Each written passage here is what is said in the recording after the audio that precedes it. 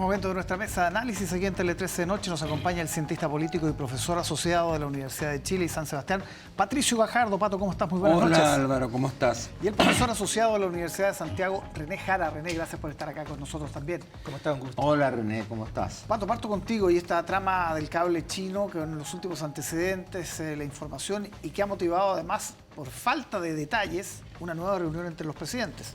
Es que eso es el problema, que yo creo que se ha ido entregando por goteo.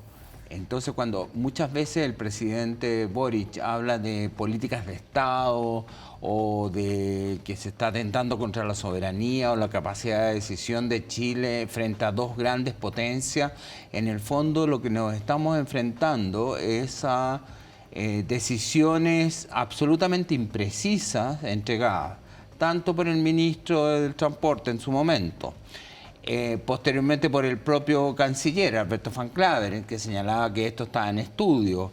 El propio presidente, cuando se entera en Rapa Nui que se le habían quitado las visas o se le habían suspendido las visas a 3 miembros del Ministerio de Transporte. Entonces nos encontramos en que, y después sabemos de conversaciones con el embajador hace bastante tiempo, incluso un encuentro con la ministra de Defensa el 17 de febrero.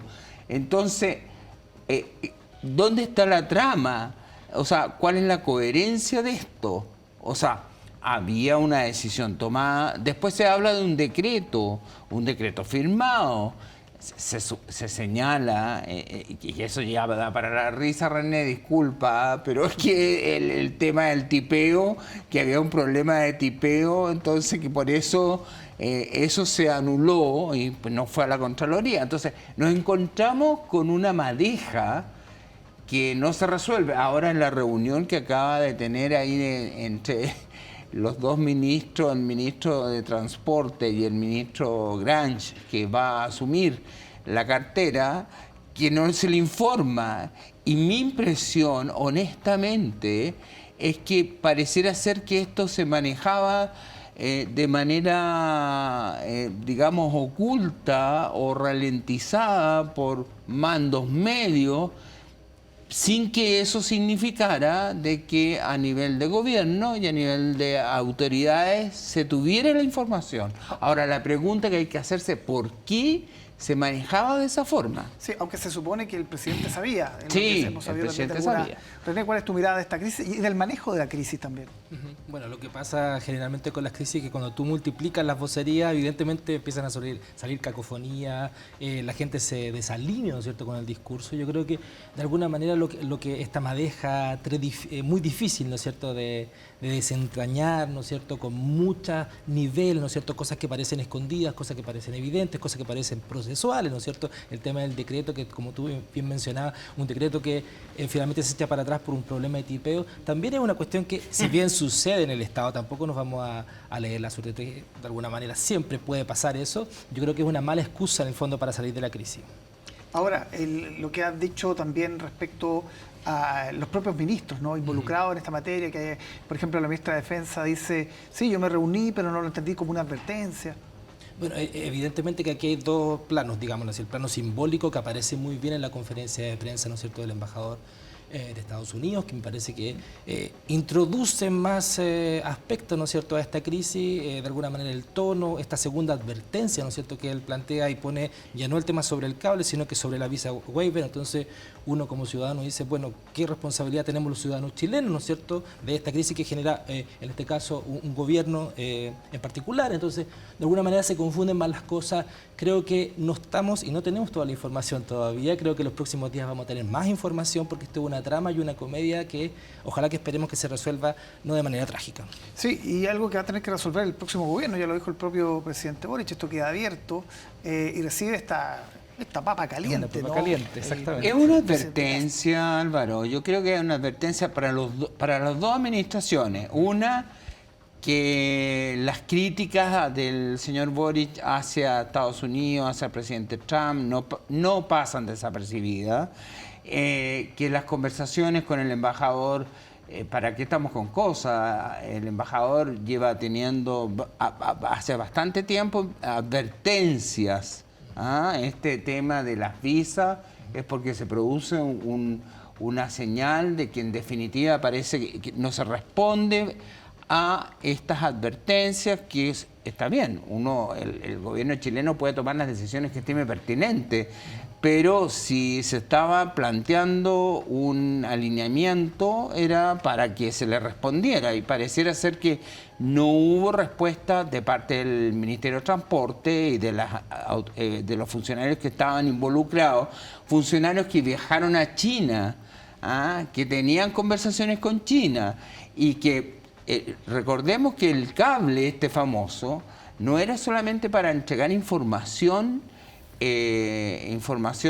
digamos así, de internet, sino que se suponía que iba a cubrir información de varios países y por lo tanto se iba a transformar en una línea de comunicación a la cual iba a tener acceso el Partido Comunista Chino, porque dentro de las atribuciones del sistema político chino está que el Partido Comunista tiene, en este socialismo de mercado que tiene el sistema chino, las atribuciones del partido para informarse y acceder a las informaciones de las empresas y particularmente de esta fuente de información. En este contexto, el presidente Kass va a viajar a Estados Unidos, va a ver a Donald Trump días antes del cambio de mando. ¿Qué mensaje debería enviar o cuál es la...? Es un dilema estratégico muy difícil, porque en el fondo son dos socios comerciales muy importantes para Chile, uno histórico, ¿no es cierto?, que en el caso de Estados Unidos tenemos una relación muy importante y todo el continente tiene una relación muy importante con Estados Unidos,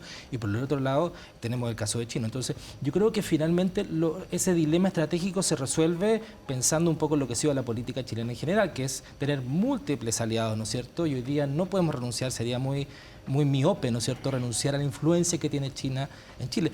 Pongo solo un caso, este tema tiene que ver con infraestructura crítica, ¿no es cierto?, y hoy día en los debates, ¿no es cierto?, en comunicación, lo muy importante en temas de comunicación y telecomunicaciones es la infraestructura. El cable me parece que no es simplemente una cuestión de internet ni si tiene información, sino que es una unión de Chile y de todo el continente latinoamericano con el Asia. Y eso evidentemente que no implica solamente China, sino que también implica, por ejemplo, un gigante con el que queremos hacer comercio, como el caso de India. Sí. Es una cuestión muy relevante y también es una cuestión que pone un poco contra la pared a Chile, porque si no lo hace Chile, probablemente lo va a hacer otro país, lo puede hacer Perú, lo puede hacer...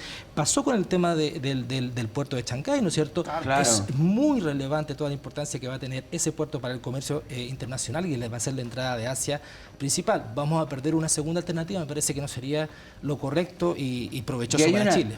Perdona, yo veo que en el caso del presidente electo ya tomó una decisión. Si viaja a esta cumbre del 7 de marzo, no es una cumbre cualquiera, es una cumbre básicamente de aliados. Claro, ideológica. Ideológica. Así que no es una cumbre, como dijéramos, de todos los países latinoamericanos o de Europa y América Latina.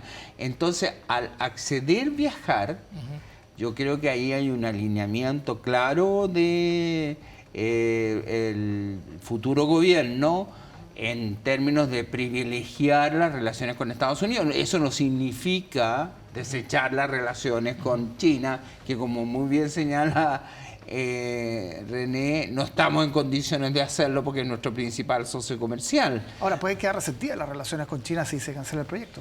Recordemos que no es la primera vez que pasa, pasó hace un poquito meses, no sé si se recuerdan de un proyecto de un observatorio que se iba a desarrollar en el norte. Y hubo también, ¿no es cierto?, una advertencia en ese momento de la embajada para decirnos que de alguna manera podría haber un posicionamiento un poco más estratégico y militar incluso en el caso de China. Entonces, me parece que hay varios factores en una segunda advertencia y en ese sentido en una trayectoria un poco más larga uno podría decir, bueno, esto es una segunda advertencia, ¿cuál va a ser la tercera?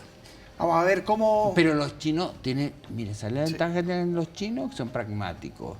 Eso sí. Los chinos se van directo a lo que a ellos les interesa, no entran en grandes especulaciones filosóficas, a pesar de toda su trayectoria en la historia política. Es verdad, vamos a ver cómo se resuelve finalmente esta trama. Pragmáticos. Esta trama china, podríamos decirlo. Trama china. Pato René, muchas gracias por estar con nosotros esta noche. Que esté muy bien.